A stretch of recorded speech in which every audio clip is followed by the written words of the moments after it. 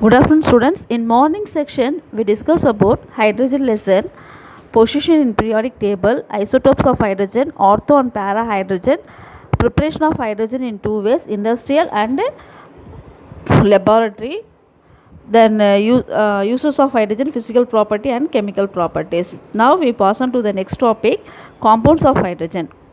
So water is one of the most abundant compound of hydrogen, and our earth surface it contains 70% of ocean, which is a major source of water. However, the sea water contains many dissolved salts, so it can be used in directly. So water is essential for all living things. For our body contains 65% water. So this is a structure of water. Here the water is a H2O, it's a bent structure. The bond angle is a 104.5 degree. So the physical properties of water is a colorless, it is a volatile liquid. The peculiar property of water is a condensed phase. அதுக்கு குறுக்கப்பட்ட நிலைமை தமிழ்ல சொல்வாங்க. So condensed phase at the presence of intermolecular hydrogen bonding between the water molecules. So the hydrogen bonding is responsible. This hydrogen bonding is responsible for high melting and boiling point of water. Okay, this hydrogen bonding is responsible for high melting and boiling. Some of the physical parameters of water is listed in the table 4.2. So this the water and H2O and super heavy water. So the molecular point, melting point, temperature, density, viscosity. Okay. So unless otherwise the state, all our data are 298 Kelvin. The next chemical properties. So the water react with the metal, non-metals and other compounds are differently. The most very reactive metals are in the alkali metals. Even in water cold in nature, they decompose and evolution of hydrogen to give alkaline solution. So the sodium react with the water, we get sodium hydroxide, the hydrogens are liberated. The group 2 metal except beryllium, group 2 metal means beryllium, magnesium, calcium. So the except beryllium, they react in a similar way, but it is a very less violently. The hydroxide soluble than those of group 1 metal, that is sodium, above sodium, lithium, potassium. So group 1 metal, group 2 metal say beryllium, magnesium, calcium say group 2 metal. So beryllium react with water to get barium hydroxide. Sorry, barium react with water to get barium hydroxide plus hydrogen. Then some transition metals also react with hot water or steam to form corresponding oxides. For example, the steam passed over the red dot iron result the formation of iron oxide with the release of hydrogen. So iron react with water, we get iron oxide plus release hydrogen. The lead and copper decompose water only at a white heat.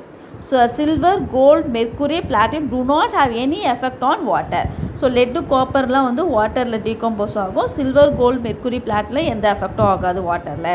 Adanaல da நம்ம day to life la நம்ம வந்து silver, gold adha நம்ம என்ன பண்றோம், compel அது மாதிரி earrings, bangles அது நம்ம யூஸ் பண்றோம். ஓகேங்களா? So in the elemental form இருக்கிற the non metals such as carbon, sulfur, phosphorus அதெல்லாம் வந்து do not react with water la ஆகாது.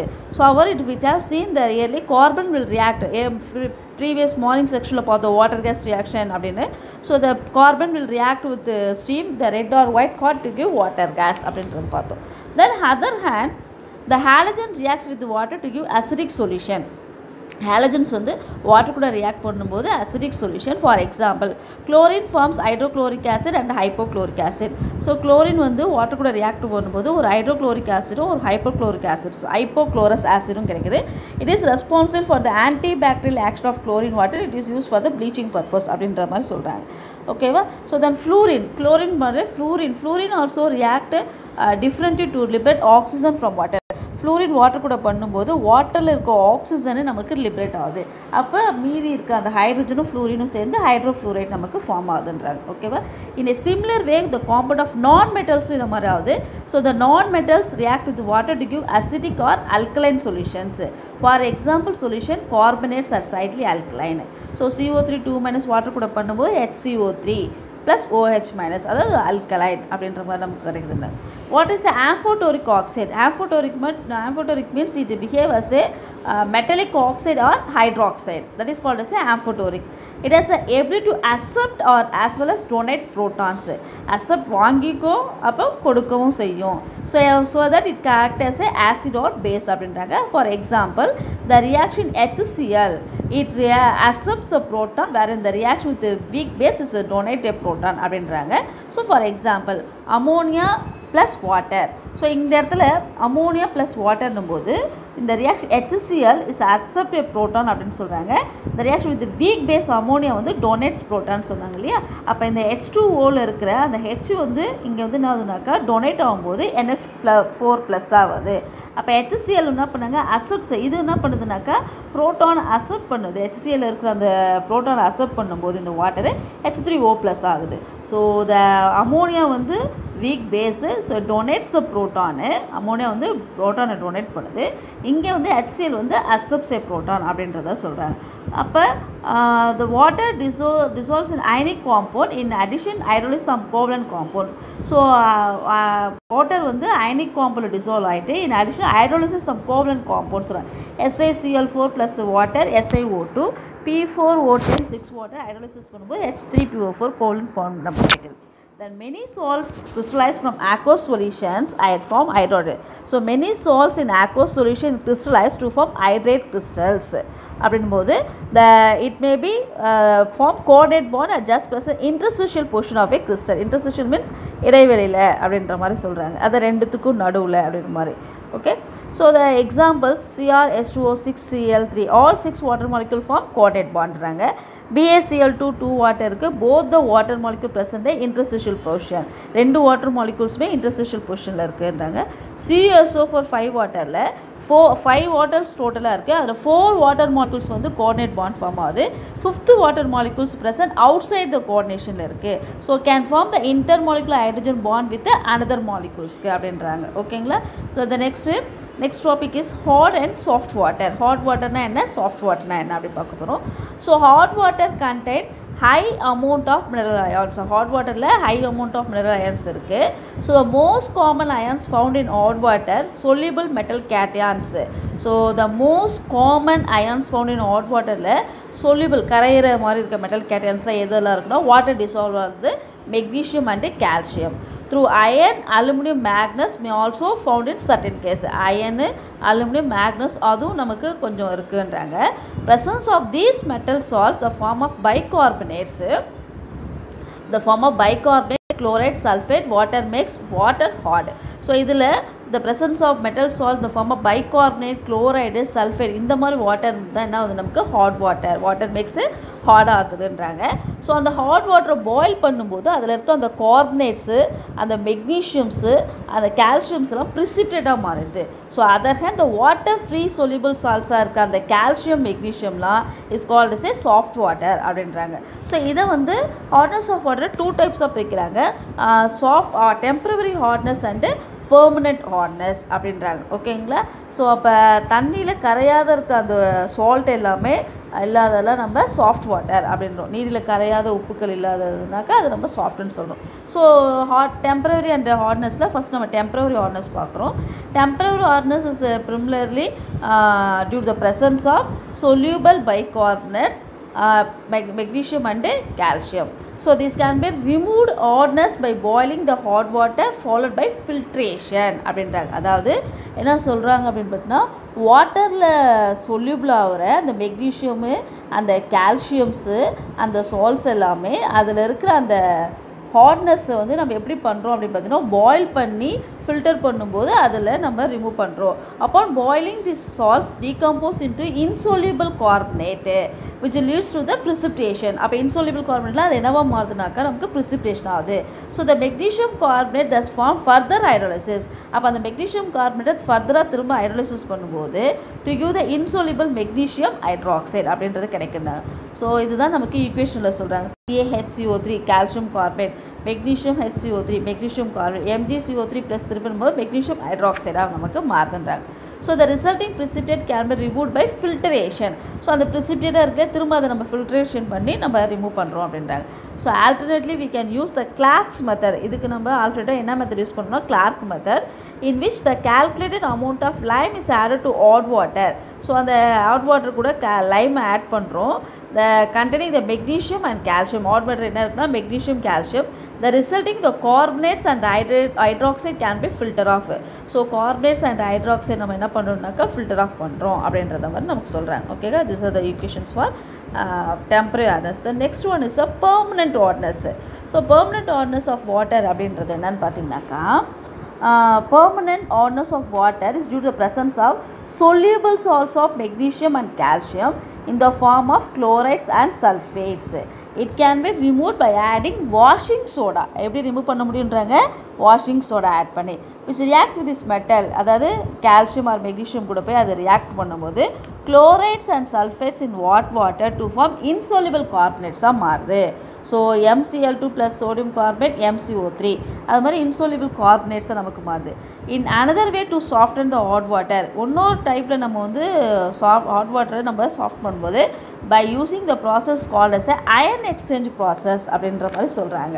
So that is hardness can be removed by passing through the ion exchange bed like zeolites or column containing ion exchange resins use பண்ணி அந்த zeolites என்னன்னு பார்த்தீங்கன்னா hydrate sodium aluminum silicates அதான் zeolites சொல்கிறாங்க. அதோட general formula NaO Al2O3 X SiO2 Y water. Xன்றது இந்த இடத்துல range பார்த்தீங்கன்னா 2 to 10 இருக்கும். Yயோட ரேஞ்ச் பார்த்தீங்கன்னா 2 to 6 இருக்குன்றாங்க. Zeolites வந்து ஒரு porous structureல இருக்கும் which have the monovalent sodium ion are loosely held can be exchanged with the hardness producing metal ion. என்ன metal ion? Calcium or magnesium in water. The complex structure can be conveniently by represent Na2Z with the sodium exchangeable cation. அப்போ Na2Z plus metal கூட பண்ணும்போது Mz plus metals மட்டும் நமக்கு அதாவது 2 sodium அப்படி போகுது. When the material can be regenerated by treating with aqueous sodium chloride. திரும்ப அந்த இது கூட நம்ம சோடியம் குளோரைட் கூட போயிட்டு நம்ம ரியாக்ட் பண்ணும்போது the metal ion calcium magnesiums caught in the zeolite are released, they can be replaced with the sodium ions அப்படின்ற மாதிரி நமக்கு சொல்கிறாங்க. இதுதான் வந்து எதில் கொடுத்துருக்காங்கனாக்கா permanent hardness அப்படின்றதுல நமக்கு கொடுக்குறாங்க. ஓகேங்களா?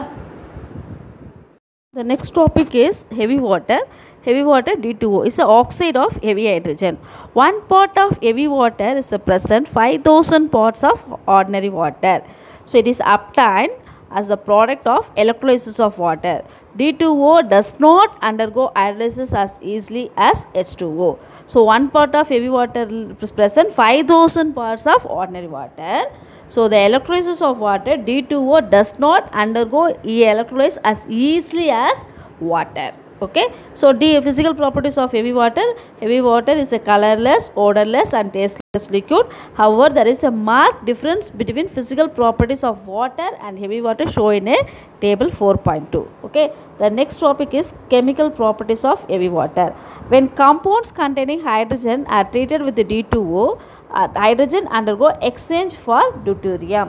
So the sodium hydroxide plus deuterium oxide, we get NaOD plus HOD. Then HCl plus react with deuterium oxide, we get DCl plus HOD. Then ammonium chloride react with deuterium oxide, we get ND4Cl plus 4H2O. So these exchange reaction are useful to determine number of ionic hydrogen present in a given compound. So in the exchange reaction எதுக்கு ரொம்ப யூஸ்ஃபுல்லாக இருக்குது அப்படின்னு பார்த்தீங்கன்னா ஒரு காம்பவுண்டில் ionic hydrogens எவ்வளோ இருக்குது அப்படின்றத நம்ம தெரிஞ்சுக்கலாம் அப்படின்றதுக்காக. For example when D2O is treated with hypophosphorus acid அதாவது H3PO2 கூட deuterium oxide react பண்ணும்போது only one hydrogen atom is exchanged with deuterium. So ஒரே ஒரு ஹைட்ரஜன் ஆட்டம் தான் நமக்கு எக்ஸ்சேஞ்ச் வித் டியூட்டீரியம். இது indicate is a monobasic acid. என்ன நமக்கு சொல்கிறாங்க? இது ஒன் ஹைட்ரஜன்னால மோனோபேசிக் ஆசிட் அப்படின்றத நமக்கு சொல்கிறாங்க. So it is also use to prepare some deuterium compound. So இதை தவிர சம் டியூட்டீரியம் காம்பவுண்ட்ஸ் நம்ம ப்ரிப்பேர் பண்ணுறோம். We can prepare aluminium carbon அதாவது Al4C3 plus deuterium oxide, we get 4AlOD3 plus 3CD4, then CaC2 plus 2D2O, CaOD plus C2D2. So அது மாதிரி நமக்கு prepare பண்ணுறேன். ஓகேவா? Then uses of heavy water. So uses of heavy water. Heavy water is widely used as a moderator in a nuclear reactor. So மாடரேட்டராக வந்து nuclear reactor use பண்ணுறாங்க. It can lower the energy of fast neutrons அதுக்காக. So commonly use the tracer to study organic reaction mechanism படிக்கிறதுக்கு நம்ம use பண்ணுறோம். So the mechanism of metabolic ரியாக்ஷன்ஸ்க்கு. It also uses a கூலண்ட்டாக use பண்ணுறாங்க. அதாவது nuclear ரியாக்டரில் அப்சர்வ் த ஹீட் ஜென்ரேட்டருக்கு ஒரு கூலண்ட்டாக இதை நம்ம யூஸ் பண்ணுறோம். ஓகேவா? So first uses a nuclear reactors fast நியூட்ரான்ஸை ஹெவி வாட்டருக்கு ஒரு லோயர் த எனர்ஜிஸ்க்கு நம்ம யூஸ் பண்ணுறோம். செகண்டில் ஒரு மெக்கானிசம்ஸ்க்கு ஸ்டடி ஆஃப் ஆர்கன் ரியாக்ஷன் மெக்கானிசம்ஸ்க்கு ட்ரேசர் பண்ணுறதுக்கு ஸ்டடி பண்ணுறதுக்கு. தென் தேர்ட் ஒன்று ஒரு அப்சர்வ் த ஹீட் ஒரு நியூக்ளியர் ரியாக்டரை ஒரு அப்சர்வ் த ஹீட் ஜென்ரேட்டர் ஒரு கூலண்ட்டாக நம்ம யூஸ் பண்ணுறோம் அப்படின்றாங்க. So these are the uses of heavy water. The next topic is a hydrogen peroxide. The formula of hydrogen peroxide is H2O2. ஓகேங்களா? So it is one of the most important peroxide. Peroxide ரொம்ப important எதுனா இந்த hydrogen peroxide. It can be prepared by treating metal peroxide with a dilute acid. இது எப்படி நமக்கு கிடைக்குதுன்னு பார்த்தீங்கன்னா metal பெராக்சைட்ஸை with dilute acid கூட பண்ணும்போது நமக்கு இது கிடைக்குது அப்படின்றாங்க. So for example barium BaO2 plus H2SO4 sulphuric acid கூட பண்ணும்போது பேரியம் சல்ஃபேட்டாக நமக்கு மாறிட்டு H2O2 ஹைட்ரஜன் பெராக்சைடு கிடைக்குது.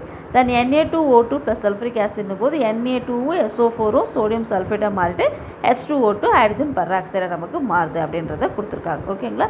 ஸோ நம்ம ஹைட்ரஜன் பெராக்சைடு இந்த மாதிரி தான் நமக்கு திஸ் வே தான் நமக்கு கிடைக்குது. அண்ட் இண்டஸ்ட்ரியல் ஸ்கேலில் நம்ம ப்ரிப்பேர் பண்ணும்போது ஹைட்ரஜன் பெராக்சைடு நம்ம prepared extrudes by auto oxidation of 2 alkyl anthraquinol. Auto ஆக்சிடேஷனாக செல்ஃப் ஆக்சிடேஷனாக 2 alkyl ஆந்த்ரோக்யூனோல் நமக்கு கிடைக்குது. ஸோ 2 ethyl ஆந்த்ரோக்யூனோல் எடுத்து கேட்டலிஸ்ட் யூஸ் பண்ணும்போது நமக்கு இது கிடைக்குது. ஸோ இதில் நமக்கு 2 லேயர் கிடைக்குது, organic layer and aqueous layer. So 40% solution of H2O2ல 2 layer organic and aqueous layer. Okay, aqueous layer.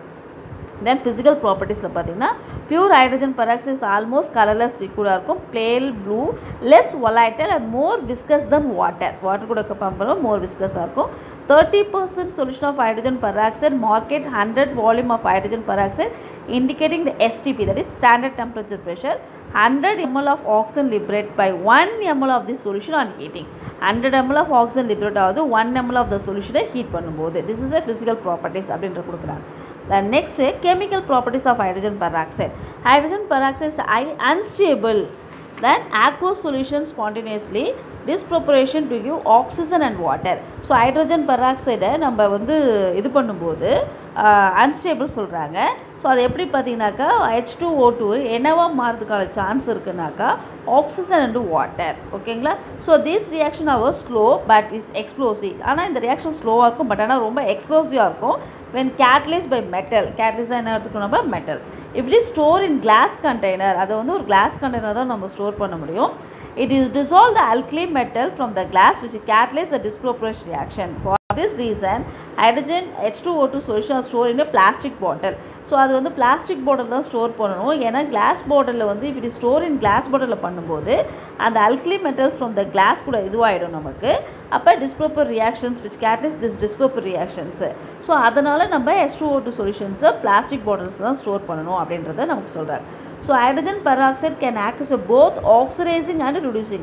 It can be H2O2 act as a both oxidizing ஆகும் reducing ஆகும். So oxidation methodல வந்து acidic mediumலையும் reduction reactionல வந்து basicோ. That is என்ன சொல்கிறாங்கனாக்கா hydrogen peroxide act as a both oxidizing agent-ஆகவும் act பண்ணுது, reducing-ஆகவும் பண்ணுது. ஆக்சிடேஷனில் பார்த்தீங்கன்னாக்கா acidic மீடியத்துலேயும் reduction reactions அப்போ அது பேசிக் மீடியமும் இருக்குது அப்படின்றத நமக்கு சொல்கிறாங்க. ஓகேங்களா? ஸோ இந்த அசிடிக் கண்டிஷன்ஸ் பார்த்தீங்கன்னா அசிடிக் கண்டிஷன்ஸ்னாக்கா H ப்ளஸ், பேசிக் கண்டிஷனாக்கா OH மைனஸ். ஓகேங்களா? ஸோ அசிடிக் கண்டிஷனில் H2O2 plus 2H plus plus 2 electron போகும்போது 2H2O, அப்போ அதோட ஈஸரோ வேல்யூ ப்ளஸ் 1.77 வோல்ட்ஸ் இருக்குது. அதுக்கு ஒரு example ferrous sulphate sulphuric acid plus hydrogen peroxide கூட பண்ணும்போது ஃபெரஸ் FeSO4 Fe2SO4 ட்ரைஸ் வாட்டர் கிடைக்குது. ஓகேங்களா? This is a acidic condition. In basic கண்டிஷன்ஸ்னும் போது H2O வாட்டர் ப்ளஸ் OH மைனஸ்னும் போது O2 plus water plus 2 electron அப்படி கிடைக்குது. அதுக்கு ஒரு எக்ஸாம்பிள் 2KMNO4 ப்ளஸ் H2O2, அப்போ MnO2 plus KOH plus water plus 3 oxygen. அப்போ அசிடிக் கண்டிஷன்ஸில் அது என்னவாக இருக்குது நமக்கு நாங்கள் அசிடிக் கண்டிஷன்ஸில் ஆக்சிடேஷன்ஸ் நடக்குது. ஓகேங்களா? ரிடாக்ஷன் ரியாக்ஷன்ஸ் அப்போ தான் என்ன நடக்குது, நமக்கு பேசிக் மீடியம். அப்போ இந்த பேசிக் ரிடாக்ஷன்ஸ் கண்டிஷனில் நமக்கு ரிடாக்ஷன் நடக்குது. இந்த அசிடிக்கில் நமக்கு என்ன நடக்குதுன்னு பார்த்தீங்கன்னா ஆக்சிடேஷன் ஆகுது அப்படின்றத நமக்கு சொல்கிறாங்க. ஓகேங்களா? ஸோ ஆக்சிடேஷன்ஸ்ன்னும் போது தான் அந்த இடத்துல என்ன நம்ம சொல்கிறோம், நம்ம ஆக்சிடேஷன் H2O + 2H + 2 எலக்ட்ரான் ஆக்சிடேஷன்ஸ்ன்னு சொல்கிறோம். பேசிக்கில் H2O + OH gives us O2 + H2 + 2 electron. அப்போ ரிடக்ஷன் ரியாக்ஷன்ஸ் அப்படின்றத நமக்கு சொல்கிறேன். ஓகேங்களா? So the next topic is uses of hydrogen peroxide. So the oxidizing ability of hydrogen peroxide is a harmless nature of its product, that is water and oxygen. It leads to many applications. It is used in water treatment to oxidize pollutants and mild antiseptic, bleach in textile, paper and hair care industry la நம்ம use பண்ணோம். ஓகேங்களா? Then hydrogen peroxide is used to restore the white color of the old paintings which can lose due to the reaction of hydrogen sulfide in air with white pigment to form black color lead sulfide. So hydrogen peroxide oxidize black color lead sulfide to white color lead sulfide, they restoring the color. இந்த மெயினான இந்த பர்பஸ்க்காக நம்ம use பண்ணாங்க. So lead sulphide கூட hydrogen peroxide பண்ணும்போது அது let sulphide plus வாட்டராக நமக்கு மாறுது. ஸோ என்ன சொல்கிறாங்க, hydrogen peroxide use to restore the white colour of the old painting. ஓகேங்களா?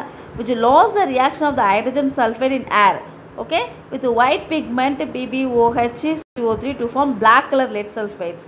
So hydrogen peroxide oxidize the black color lead sulfides கூட போயிட்டு என்னவா மாறுது, நமக்கு white color lead sulfide நமக்கு மாறுது. அப்போ அது கலரை திரும்ப என்ன பண்ணுது, நமக்கு ரீஸ்டோரிங் பண்ணுறதுக்காக யூஸ் பண்ணுறாங்க. So the main applications of hydrogen peroxide. Okay. The next topic is structure of hydrogen peroxide. Both in gas phase and liquid phase, the molecule undergoes two configurations.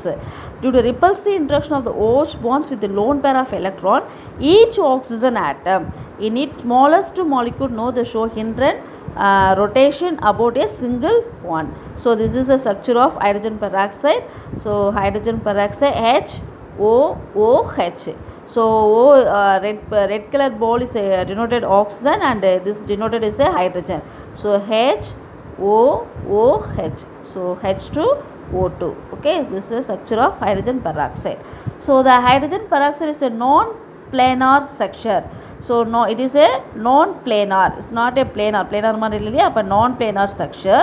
So the molecular dimension is a gas phase. Molecular dimension for the gas phase, solid phase differ. Gas phase and solid phase differ ஆகுது. Structurally hydrogen peroxide represent by the dihydroxy formula. Because dihydroxy formula னாக்கா 2 OH group. So this இங்கே பார்த்தீங்கன்னா ஒரு OH இருக்கு.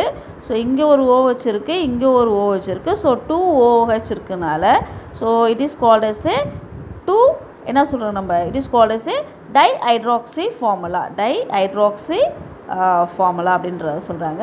in which 2 OH group do not lie in the same plane. ரெண்டு OH குரூப்பும் ஒரே பிளேனில் நமக்கு இல்லை. So one way explain the shape of hydrogen peroxide. The hydrogen atom would like a page of partly open book. இந்த hydrogen peroxide நம்ம எப்படி சொல்லணும்னா ஒரு புக்கு நம்ம எக்ஸாம்பிள்ஸாக எடுத்துக்கிறோம். So the hydrogen peroxide hydrogen atom would like அந்த page of partly open புக்காக நம்ம எடுத்துக்கிறோம். ஆக்சிஜன் ஆட்டம் அலாங் த ஸ்பைனில் இருக்குது அப்படின்ற மாதிரி சொல்கிறாங்க. The solid space of molecule the dihedral angle of reduce 90.2 degree to the hydrogen bonding and the OOH angle expand from 94.8 degree to 101 degree அப்படின்ற மாதிரி நமக்கு சொல்கிறாங்க. This is a structure of hydrogen peroxide நமக்கு சொல்கிறாங்க. So hydrogen பெராக்சைடில் structure என்ன சொல்கிறாங்கன்னா இது வந்து ஒரு நான் பிளானர் ஸ்ட்ரக்சர். அதோடைய மாலிகுலர் டைமென்ஷன்ஸ் கேஸ் ஃபேஸ்க்கும் சாலிட் ஃபேஸ்க்கும் டிஃபர் ஆகுது. ஹைட்ரஜன் பெராக்சைடு பார்த்திங்கன்னா 2 டைஹைட்ராக்சி ஃபார்முலா இருக்குது, OH குரூப் இருக்குன்றாங்க. டு நாட் லைன் ரெண்டுமே ஒரே பிளேனில் இருக்குல்ல, அது வந்து the shapes of hydrogen peroxide hydrogen atom like on pages of partly open book மாதிரி இருக்குது. ஸோ ஆக்சிஜன் ஆட்டம் வந்து அலாங் த ஸ்பைனில் இருக்குது அப்படின்ற மாதிரி சொல்லியிருக்காங்க. ஓகேங்களா? த நெக்ஸ்ட்டு டாபிக் பார்த்திங்கனாக்கா ஹைட்ரேட்ஸு. ஸோ இந்த ஹைட்ரேட்ஸ் பார்த்திங்கனாக்கா Hydrogen forms binary hydrates with many electropositive elements including metals and non-metals. It also forms ternary hydrates, two metal, that is LiBH4, otherwise ternary அப்படின்ற மாதிரி. So LiAlH4. So in the hydrate, these hydrates can be classified into three. So ionic, covalent and metallics. இதுதான் வந்து three types classify பண்றாங்க. ionic, covalent and metallic hydrates according to the nature of bonding. இதை பொறுத்து nature of bonding. So the hydrates formed with elements having lower electronegativity than hydrogens. Hydrates form elements having lower electronegativity than hydrogen are often ionic, whereas elements having higher electronegativity than hydrogen form covalent hydrates.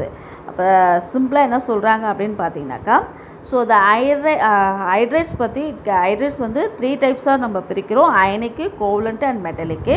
So the hydrates form with elements having lower electronegativity than hydrogens கூட compare பண்ணும்போது அது ionic ஆகும்.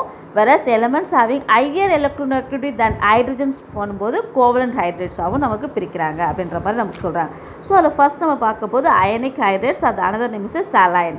These are the hydrides compose electropositive metal. In the hydrides எல்லாமே electropositive metal, generally alkali and alkaline, that is 1s அந்த s block இருக்கு இல்லையா, 1s 2s அந்த மாதிரி alkali and alkaline earth metal except beryllium magnesium, because that can be the formed by transfer of electron from metal to hydrogen atom. They can be prepared by the reaction of element about 400 degrees Celsius. இதில் இருக்கிறது எல்லாமே நம்ம prepare பண்ணுற elements எல்லாமே about 400 degrees Celsius. This are salt like. அதுக்கப்புறம் இதோட பிஹேவியர்லாம் வந்து salt மாதிரி பிஹேவியர், ஹை மெல்ட்டிங்காக இருக்கும், ஒயிட் கிறிஸ்டல் சாலிட்ஸாக இருக்கும், having hydrates ion H- and metal cation Mn+. So Li plus H2 gives us 2LiH, Ca plus H2 gives us CaH2 அப்படின்ற மாதிரி சொல்கிறாங்க. So the next one is a covalent hydrates. So covalent hydrates are another name is a molecular hydrate. They are compound in which hydrogen is attached to another element by sharing of electrons. This is called as a covalent. Covalent means the mutual sharing of electrons அப்படின்னு சொல்லி அதான். The most common examples of covalent hydrates are non-metals of methane, ammonia, water, hydrogen, chloride. So the covalent hydrates are further divided into three categories. First one is a electron precise. Electron precise னாக்கா electron precise, அதாவது குறைபாடு அப்படின்ற டிஃபிஷியன்ஸ்னால் குறைபாடு சொன்னால் சரியான, ஓகேங்களா. So the electron precise CH4, C2H6, SiH4 etcetera. Electron டிஃபிஷியன்னா குறைபாடு B2H6, அதுக்கு எலக்ட்ரான் ரிச், அதாவது NH3. ஸோ எலக்ட்ரான் குறைவாக இருந்தால் எப்படி, எலக்ட்ரான் அதிகமாக, எலக்ட்ரான் சரியாக இருந்தால். ஸோ இதுதான் கோவலண்ட் ஹைட்ரேட்ஸை த்ரீ டைப்ஸாக பிரிக்கிறாங்க. So the covalent hydrates R further divided into three categories: electron precise, electron deficient and electron rich hydrate. Since most of the covalent hydrate consists of discrete small molecules, so most of the covalent hydrate discrete are small molecules are relatively weak intramolecular force. So generally they are gases or volatile liquids are அப்படின்றத சொல்கிறாங்க. The last hydrate is a metallic hydrate. The metallic hydrate is another name is interstitial.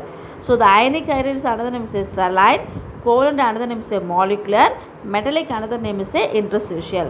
So the metallic hydrates are usually obtained by hydrogenation of metals and alloys in which hydrogen occupy the interstitial sites. Hydrogen எங்க occupy பண்ணா interstitial sites ல.